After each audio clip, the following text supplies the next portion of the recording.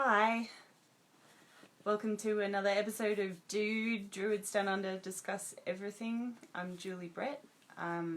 It's really nice to be back again. Thanks so much to everyone who's been doing episodes as well. It's been really cool to hear some other voices in this, and I look forward to hearing some other people come along as well, and yeah, mixing it up and getting lots of different ideas and stories and things going from all the different people. Hi Rhiannon.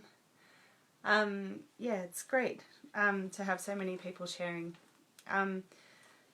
Tonight I would like to talk about belonging and landscapes, and I'm going to talk a little bit about my experience with moving house and some things that I've been learning from the Aboriginal community here, and how that's shaping the way that I'm moving into this new place. I'd also like to talk about how that relates to my understanding of Druidry, and do a bit of a meditation as well. So hi Jen. But yeah, I'll get going because I'm sure most people will be watching this later on. So yeah, so we just moved house, and we bought a house for the first time rather than renting. I've always rented before, and I mean the house that my parents had was a bought house, but it wasn't part of my awareness at the time to think about what it really meant to own land in Australia. And I guess it feels really strange knowing what I do about the history of Aboriginal people here, and you know, and the bad sides of the history, and how even the concept of owning the land at all is a bit at odds with not only Aboriginal ways of Indigenised thinking, as I've had it explained to me, but also I think in Druidry we have a very similar sense of the land owning us, or you know, us belonging to the land, rather than this very sort of, I don't know, what do you call that sense? Is it capitalist? Is it ego? Like this sense of I own it, I'm most important sense of ownership of the land seems kind of it doesn't sit right with a nature-based path. I think there's something not quite right about that. So yeah, I've been thinking about that a lot, and I don't know if I've done this yet on Dude, but I'd like to acknowledge the traditional owners of the traditional custodians or owners, whatever they'd like to be called, of the land where I live, which is Darug and Gundungurra land. I recognise and pay my respects to their elders past, present and emerging. I express my deepest sorrow for their losses and my gratitude for their strength. And also for their amazing community spirit, not just the Darug and Gundungurra people here, but other people that are Aboriginal that live in the area. There's a few Wiradjuri people that I've been meeting who are really willing to share and teach. And we had a wonderful lady come to Red Tent, where Red Tent for me has been kind of like a broadening of my Druidry world. I've been doing Red Tent with a friend, and we do yes, egocentric. That's so Rhiannon just said egocentric, referring to what I was just talking about before, about that state of mind. But yeah, so Red Tent has been a bit of an expansion of my experience of doing ritual with other people, and just finding some new community connections around here. And it was really great. We had this one night where a lady called Maylin Elliott came and talked to us about Indigenised thinking, and she was really encouraging of us doing things in a way that respected our own ancestors. So she was very encouraging of the idea of Druidry and other earth-based spiritual practices where we acknowledge our ancestors, and also, you know, the way of speaking from our own traditions, but also that deep listening that we find with our own connection with the land. She was talking about this idea of indigenized thinking being the way that we need to move forward in the future, out of this egocentric way of thinking and into a more integrated way of thinking, where it's not just like looking at my garden, moving into this new place. I wouldn't be just thinking about, well, what do I want to do here? What do I need? What plants do I want to have in this garden? Which is, quite, I think, unfortunately, quite natural for a lot of us to do that, because that's the way that we've been brought up. But what she was talking about in this indigenized way of thinking, we don't just go in and say, I'm going to do this and I'm going to do that, but we speak to the land. We take time to listen to what the land needs, and consider what might be giving something back, like maybe planting native flowers so that it encourages bees and and birds and other wildlife. Like I know there's a possum already in our garden, so thinking about things that the possum might benefit from, or there's not many birds around in our garden, so encouraging some of the birds that live in the forest nearby to come and visit the garden too would be really cool. So yeah, thinking about all of that. I've just realised I don't have another watch on me. And I can't see the time on my phone, unfortunately. Our computer's broken. So if anybody could just mention when the 20 minutes is up, that would be great. Otherwise I'll just ramble on forever. But yeah, so what I think we're going to do, at least in our garden, is take some time to see not only what animals or birds and insects are coming to the place, but what might be missing, especially after we've lived in the forest only just recently and had so much of the wildlife there. We know what's just down the road and what could be encouraged to come here to this garden.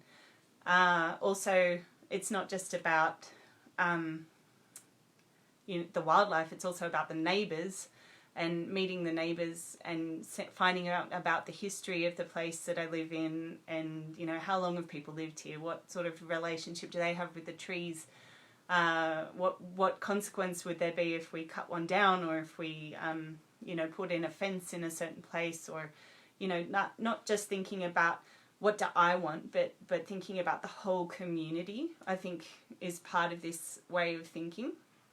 And I think how that relates back to Druidry, I always come back to the Song of Amagine. It's such a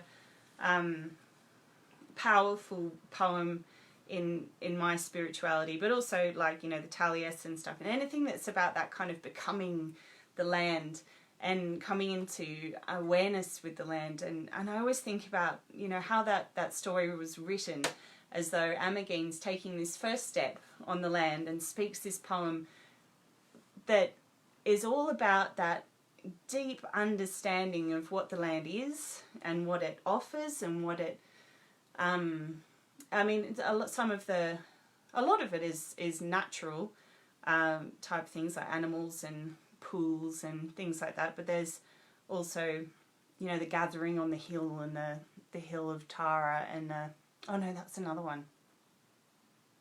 I will write that one down, because that one's a really good one too. But yeah, there's a few of these poems that are all about this connection with the land, and the fact that he could speak this poem as he took his very first step on the land shows that was a kind of magic, like the magic of being able to have that deep understanding of what the land is right from the beginning is not really something you can do immediately. Like, most of us mere mortals would need to listen and watch and look and take some time to do that. And the idea that he could go in there and just do it straight away is the magic, I suppose, of that story. But the point, I think, of it is that it's more about taking that time to listen and taking that time to really, you know, release ourselves from that egocentric mindset where it's not just about us, it's about our relationship with the whole place. Yes. So, take a breath. I've been speaking a lot.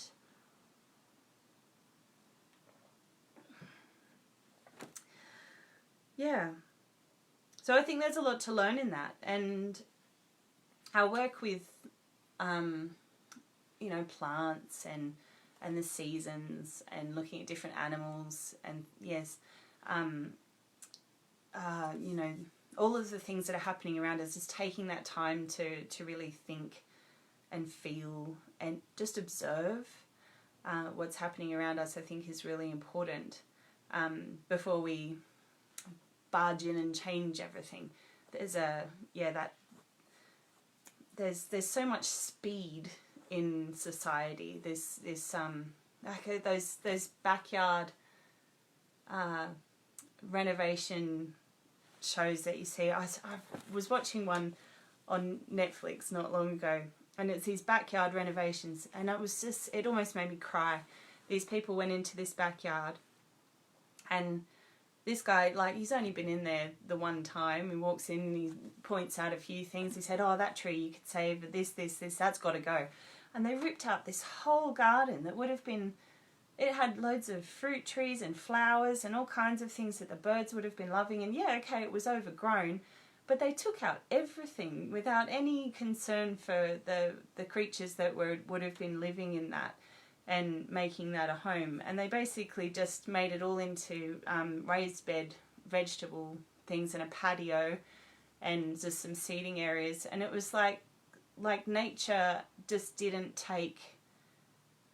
wasn't taken into account at all. It was just completely about the people and what the people wanted.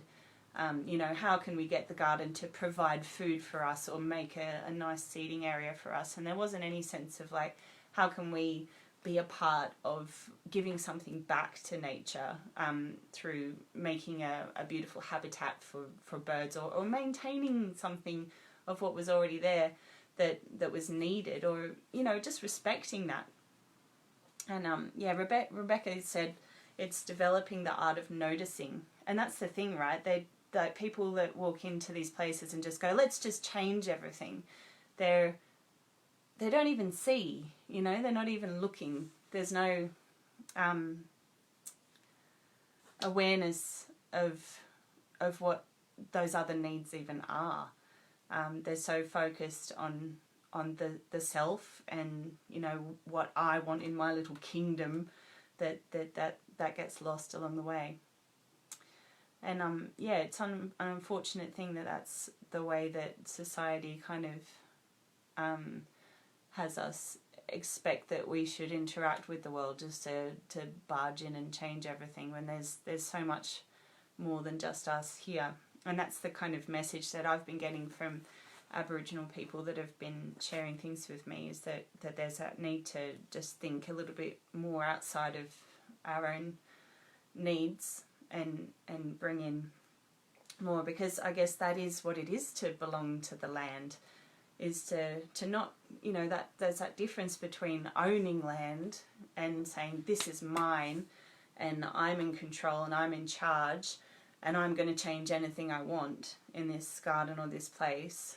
And that's like, it's like egomania, like it's very destructive, but this idea of belonging to the land and thinking I'm a guest or I'm in community with this place and I have a responsibility to be a part of it, I think that's a much more healthy thing. How am I going for time? Can anybody just say what the time is, because I can't see it, otherwise I'm going to have to just finish once I'm finished, I guess. But yeah, I thought it would be lovely as well to talk about this round of Amagine that I got taught in this context. I can't remember if I've brought this up before. I've been doing a lot of talks lately, but I don't know if it was in this context that I talked about it, so I'm going to talk about it anyway. So the round of Amagine is one of my favourite practices, and I love doing it at the beginning of ritual because it brings us really into the space. I suppose it makes us aware in ritual that it's not just about us. Thanks, Rebecca. And that we, we're coming into a place that's sacred and that's being used by other beings all the time. We come into a grove space. It can be very easy to just go into that space and talk a lot and laugh and go, no, we're going to do our thing now, and think that it's all about us. But I find this practice, especially taking some silence beforehand, really helps me to centre and come into the space, but also remember that it's not just about us, that there's so many other beings around us that are part of the sacredness of that space. So, yeah, I thought I would guide us on a little meditation of that, getting myself out of breath talking too much. But yeah, if you'd like to do the meditation with me, I'm just going to say some things about my space and this place that I've found myself in, this lovely land, and if you would like to continue it in the comments, that would be welcome, or you could just do it quietly to yourself after having a listen. So I always begin with some silence, and I sometimes say shut your eyes, but I think having your eyes open can be part of the sensing of the space. It's good to look around and see the beauty of the place that you're in, and the noticing the birds or the creatures that are around, or the certain colour of the sky or the clouds or the sunlight in the trees. That sort of thing can be really lovely to notice. So I'm just going to cast my mind to my garden, and maybe you'd like to cast yours to the place where you are, and the things that you've been noticing there, and just take a few deep breaths.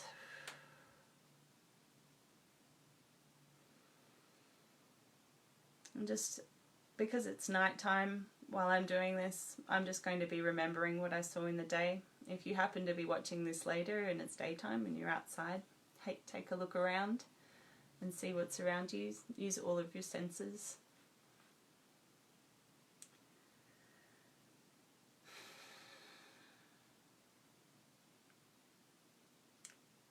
I am the dry grass of winter.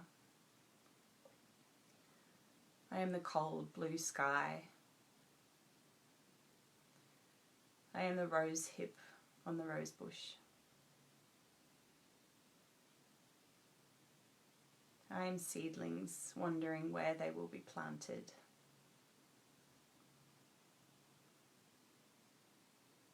I am an empty shed. I am a fence between unknown neighbours. I am an oak tree waiting for the spring.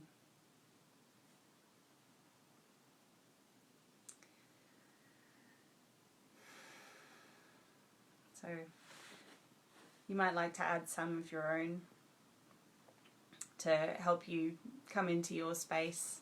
And of course it's a lovely practice that we can do at any time. I sometimes just do it as a meditation. It really helps me to come into a space and be present. It's really lovely. And to broaden my thinking out into that wider community of beings that I live with. So yeah, if you have any questions or comments, I will answer them later. Thanks so much for having a listen. What have you said, Beck? I like the phrase taking silence. It makes it sound like a gift. Yes, taking silence, taking a moment's silence. Very nice. Yeah, I think there's so much in life that we feel like we're scheduling. We're always trying to fit in everything, and I think that sometimes it's really good to like just notice that we're being silent or that we're doing nothing and just go, this is fine.